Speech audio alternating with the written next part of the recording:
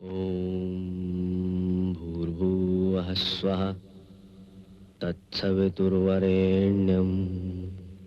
भर्गो देवस्य धीमहि धियो यो नः प्रचोदयात्.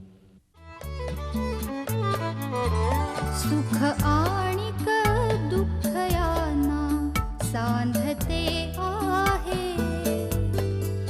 जीवनाशी ती कधीची भांडते आहे.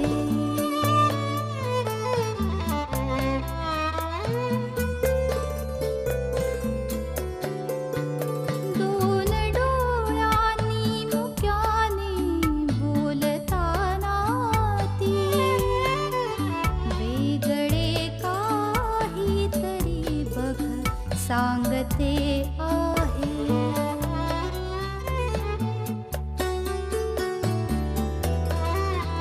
जीवनाचे एक गाणे गात जाताना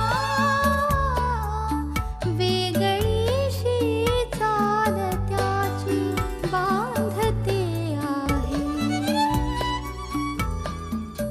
जीवनासाठी जणू ही अकस्मिता सुखाणिक दुःख वेडी अवंतिका.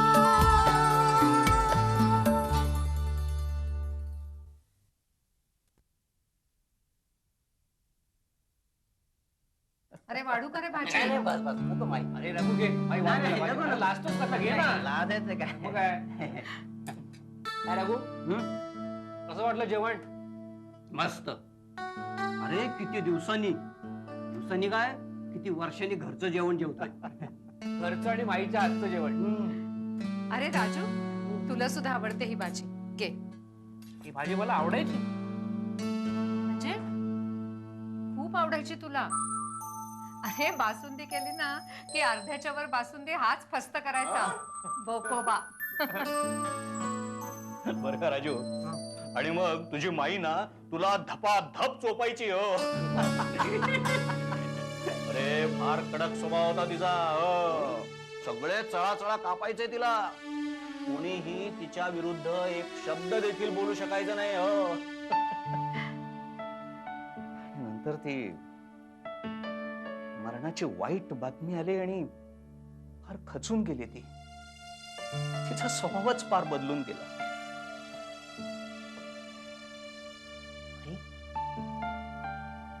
अरे मी कडकपणे वागत होते ना ते तुमच्या भल्यासाठीच. तुम्ही चांगल्या शिस्तीत वाढावं, चांगल्या संस्कारात वाढावं म्हणून. तू पुण्याला नोकरीला जायला निघालास ना तेव्हा माझा जीव किती तुटला होता. पण मुलांच्या उत्कर्षाच्या आड यायचं नाही असं आम्ही ठरवलं होतं. शर्वरीचं लग्न होऊन ती ऑस्ट्रेलियाला निघून गेली.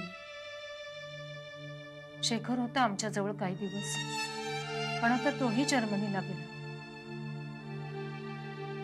त्या एवढ्या मोठ्या घरात आम्ही दोघ जणच उरलो. पण आता तू मात्र आमच्या बरोबर राहायला हवंस.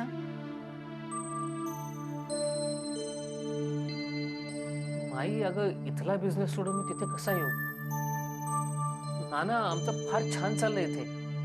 आणि आम्ही आता पुण्याला हॉटेलही उघडतो. हो. आणि आम्ही आता हे घर विकून एका चांगल्या फ्लॅट मध्ये राहायला जाणार आहे. माई नाना तुम्ही थोडे दिवस थांबा. माझा फ्लॅट तयार झाला ना की तुम्ही इकडेच राहिला ना माझ्याकडे. हो. त्या वर्षाचं घर सोडून हा, पण मला माझ्या मुलाबरोबर राहायचंय. इतक्या दिवसांनी भेटलाय तो, आणि तो तरी सांगलीला येऊन काय करणार? हे खरंच म्हणा. मी काय म्हणतो नाना, माझी जागा तयार होईपर्यंत तुम्ही सांगलीच्या जागेची जमिनीची व्यवस्था लावा आणि इकडे या. हे बरोबर आहे. नाना आणि माई, तुम्ही दोघं आमच्या उपाशी राहिलात ना म्हणजे घराला कसं घरपण येईल. अरे घराला घरपण सुनेमुळे येतं. आता मी सांगलीहून परत आले ना, एक छानशी मुलगी पाहून याचं लग्न करून देणार.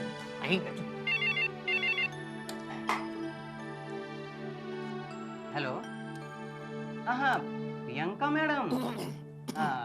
एक मिनिट. हा राहुल भाऊ. प्रियंका मॅडम. हॅलो. हा बोल प्रियांका. हा मी आता जेवतोय. हो हो तुला मी फोन करू का नंतर? हो नक्की फोन करतो मी. हो हा बाय. चल ठेवतो फोन. हा बाय. चल. राजू कोण रे ही प्रियांका? अगं ते आमचे गोयल साहेब आहेत ना, त्यांची मुलगी. अगं माझ्या आवडीची भाजी वाट ना.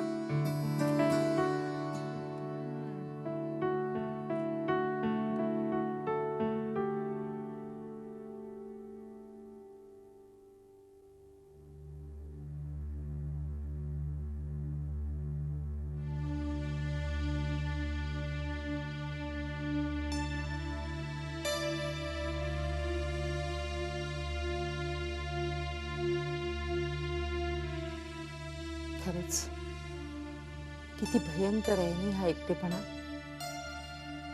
आताशा कशात लक्षच लागत नाही. कामात दिवस निघून जातो पण रात्री एकटेपणा फार जाणवतो. कुठे असतील अनिरुद्ध? त्यांना चुकून तरी माझी रीमाची आठवण होत असेल का? लग्न तर केलं नसेल ना त्यांनी?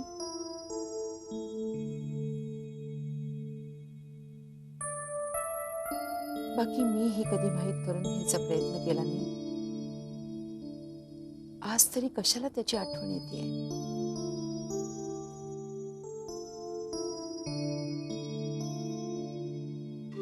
अनिरुद्ध सारखं रीमाने आपल्याला सोडून जाऊ नये म्हणून प्रयत्न केला, पण नाही.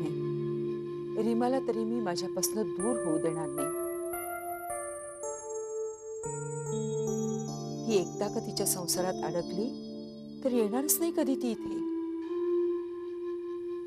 I must do something.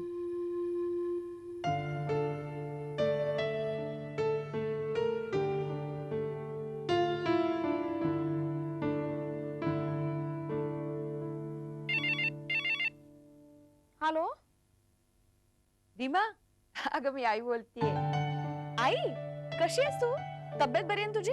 आणि वेळेवर औषध घेतेस की नाही? अगं ते सगळं घेतेय ग, सगळं चालू आहे. पण काय? आई पटकन बोल, मी गॅसवर भाजी ठेवली. अगं रीमा, त्या बाईनी तर सगळंच तुझ्यावर सोपवलेलं दिसतंय. नाही ग, मी स्वतःच बनवते. मला एक हफ्ता. रीमा, तुला तिथे नक्की काही त्रास होत नाहीये ना ग? नक्की काही त्रास नाही. नसणारच म्हणा, पण मी आपलं विचारलं. आणि काय ग, सलील काय म्हणतोय?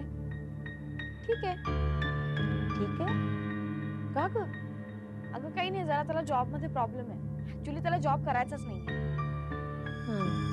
मग दुसरं तरी तो काय करा? हे बघ रीमा, उद्या तुम्ही दोघं घरी या. या. नको नको, लगेच नको आई. अगं त्यात काय झालं? आई असं बरं दिसतं का मी सारखं सारखं तुझ्या इथे येणं? रीमा, तू की नाही अगदी घाबरट आहेस बघ. घाबरट होण्याचा प्रश्न नाही. आणि ॲज इट इज उद्या मला आणि आईना त्यांच्या एका नातेवाईकांकडे जायचंय, तेव्हा मी येऊच शकणार नाही. आता मी ठेवते ना, तर माझी भाजी कर. मी उद्या करतो तुला फोन. चल bye bye bye. Hello Reema. Reema,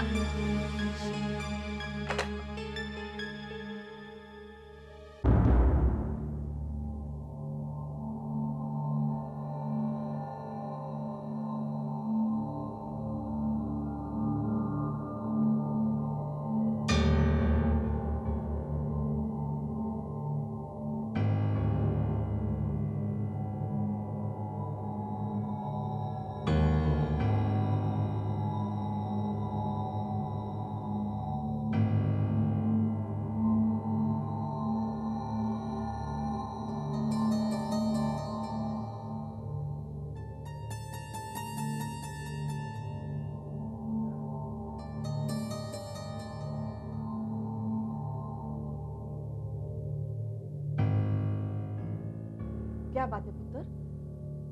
निधि अभी तक नहीं आई? 11 वाजून गेले. तरी मी तिला सांगितलं होतं मला फोन कर, मी तुला घ्यायला येतो. आता फोन ट्राय करतोय तर नॉट रिचेबल. आता मला खरंच काळजी वाटायला लागली. उसकी बहुत बड़ी गलती है। मैं दलजीत से उसकी शिकायत करूंगी, कहूंगी कि मेरे घर में ऐसा कुछ नहीं चलेगा।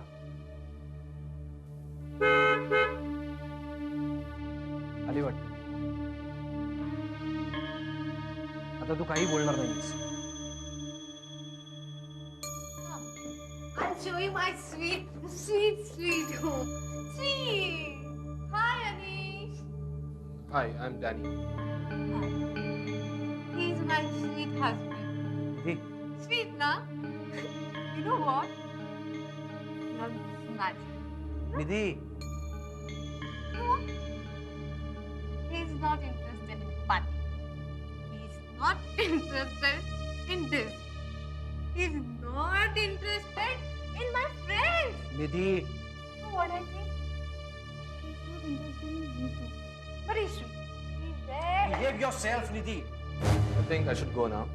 You better. But please take care of her. Of course I will. You don't have to teach me that. See how he's talking. And goodbye. Okay, okay. But he's sweet. He's very sweet. Mummy, just Come. He's drunk. Nita, this is too much. You must talk to Mr. Ahuja. You must.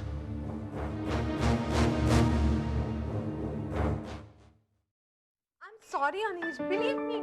वो cocktail मला कोणीतरी पाजलं होतं. Please. पण मुळात तुला drink घ्यायची गरज काय होती? So what, यार? I mean, पार्टी होती, एखादं ड्रिंक घेतलं तर काय बिघडतं? And see, this is very common in our society. In your society, not in ours, okay? आमच्या कल्चरमध्ये बायका अशा दारू पिऊन मित्राबरोबर येत नाहीत रात्री. तू काय बोलत होतीस ते तरी तुला आठवतंय का? आणि एवढं करूनही तुला जर का वाटत असेल की तुझी चूक नाहीये तर बोलण्यातच अर्थ नाहीये. Sorry, Anish. गलती हो गई, माफ कर दो. पता है, तू बरोबर नव्हतास तरी मी ड्रिंक केलं. आइंदा ऐसे नहीं करूंगी. नाही निधी, नाही. तू ना जन्मात सुधारणार नाहीस. Every time you say this and you commit another mistake, okay? And I'm fed up of this. Anish, but Please now, I don't want to talk to you. Don't talk to me, okay, shameless.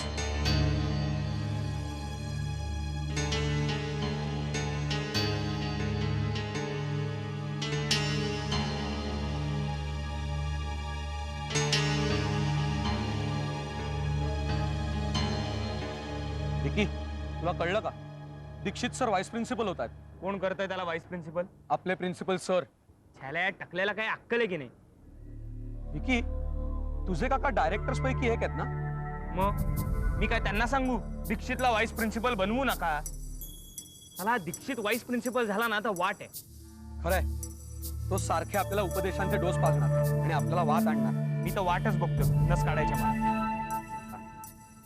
Vicky काका, काय रे, काय चाललंय? काही नाही uncle, exam आहे ना, terminal examination, त्यामुळे जरा डिस्कशन करत होतो. बरेच दिवस झाले तू घरी आला नाहीस रे. दीपकच म्हणाला त्याची एक्झाम आहे म्हणून मग डिस्टर्ब नाही केलं. ठीक आहे, या संडेला आहे, नंतर भेटू. ओके चल.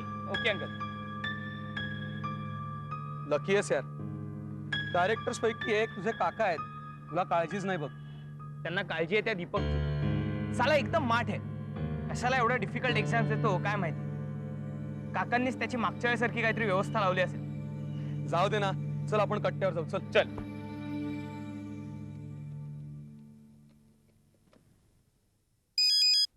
हॅलो, सलील. हा बोलतोय. हा, अरे मी रीमाची आई बोलतेय. आई तुम्ही? हा बोला ना. हा, मी तुला अरे ऑफिसमध्ये फोन केला होता. नाही, मी ऑफिस मध्ये नाहीये. बरं आलं तुम्ही मोबाईलवरती फोन केलात. अहो, मी एका प्लॅनच्या सर्वे करता आलो होतो इकडे. बोला बोला. हे बघ सलील, काल की नाही मी रीमाला रात्री फोन केला होता आणि म्हटलं होतं की आज तुम्ही दोघं जण डिनरसाठी इथे या म्हणून. अरे तुमच्यासाठी मला काही करता येत नाही ना, मला खूप वाईट वाटतं रे त्याचं. अहो त्यात काय आई, तुम्ही फक्त तुमच्या तब्येतीची काळजी घ्या बस. अरे ते जाऊ दे रे, तुम्ही दोघं नक्की आज डिनरला या. मी काहीतरी मस्त बनवते तुमच्यासाठी. अहो तुम्ही एवढं काय स्वतःला त्रास करून घेत आहे? अरे त्रास कसला आलाय त्यात? बरं मग तुम्ही येताय ना नक्की? वाट बघते मी तुमची.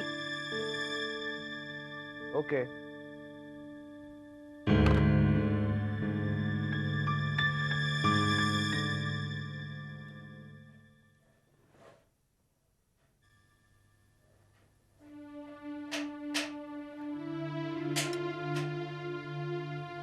निधी खा ले.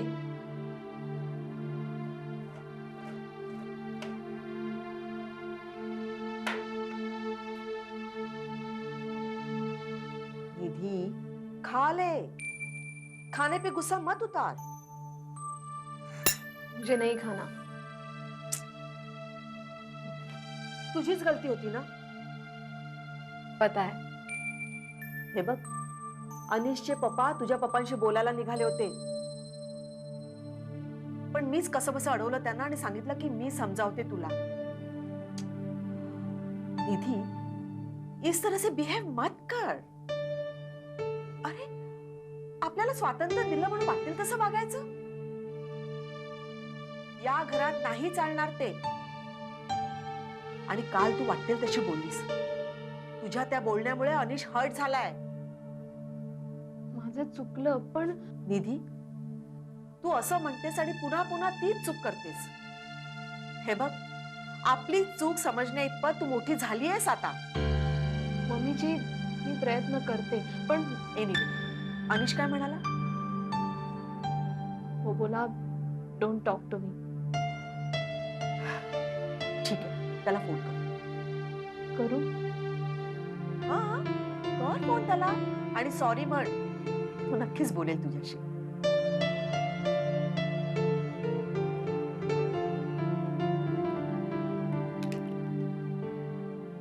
Hello Anish. Anish, I am sorry. I am very sorry.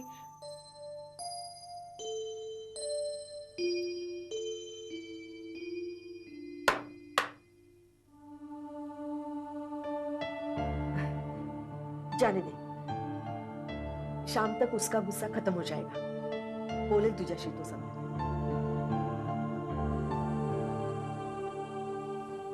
Hope so.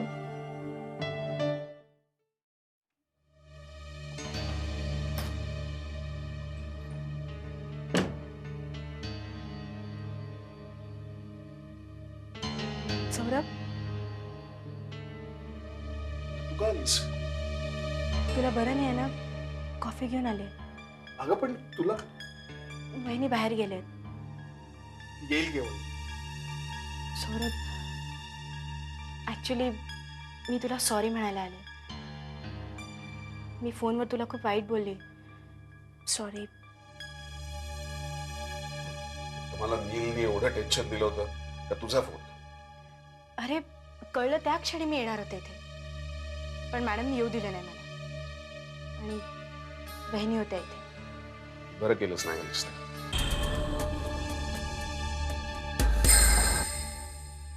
आधी तुला बरं नसायचं तेव्हा तासन तास तुझ्या उशाची बसायची मी.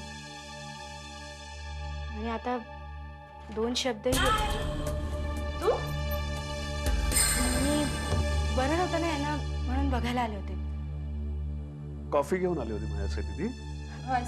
निघते मी.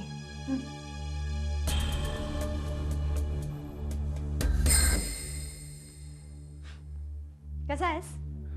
Not bad. सूप घेतलं? येस. औषधं? सगळं व्यवस्थित. गुड. मैथिलीला बरीच काळजी आहे तुझी. का वाटू नये? हो, बालमैत्रीण ना तुझी. बर, अनिशला जर बरं नसतं तुला काळजी नसती वाटली? वाटली असती. मग असं का विचार? थट्टा केली रे. I know she is like sister to you.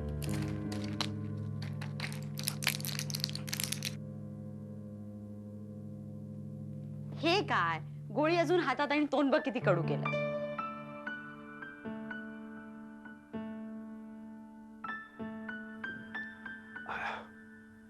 कंटाळा आला मला.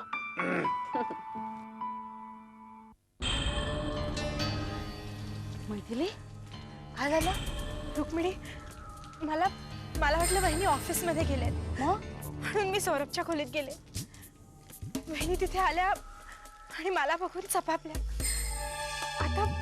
आता त्या काय विचार करतील, काय बोलतील, देव जाणे. अगं पण त्यांचं पण बरोबर आहे. कुठल्या बाईला आवडेल आपल्या खोलीत दुसरी बाई आलेली? मैथिली, तुला मी किती वेळा सांगितलं स्वतःला आवर म्हणून. हे बघ, एक दिवस तू स्वतः गोत्यात येशील आणि समद्यांना बी गोत्यात आणशील. रुक्मिणी अगं पण हळू. अगं अगं सौरभला बरं नसताना मी नको जाऊ का त्याला भेटायला. अगं, काहीतरी कालवायचं भान ठेव ना. माझ्यावर परिस्थितीच अशी आली आहे की मी वेळ खायचं भान ठेवूच शकत नाही. मला मनात संताप येतो. पण बहिणींना बघितलं की मी सगळं दुःख मनात कोणते. कधी तिची खूप दया येते ग, कधी चीड येते, कधी वाटतं कळून जाऊ दे तिला सगळं. पण मग वाटतं सौरभला हे सगळं कळलं तर तो मला माफ करेल का.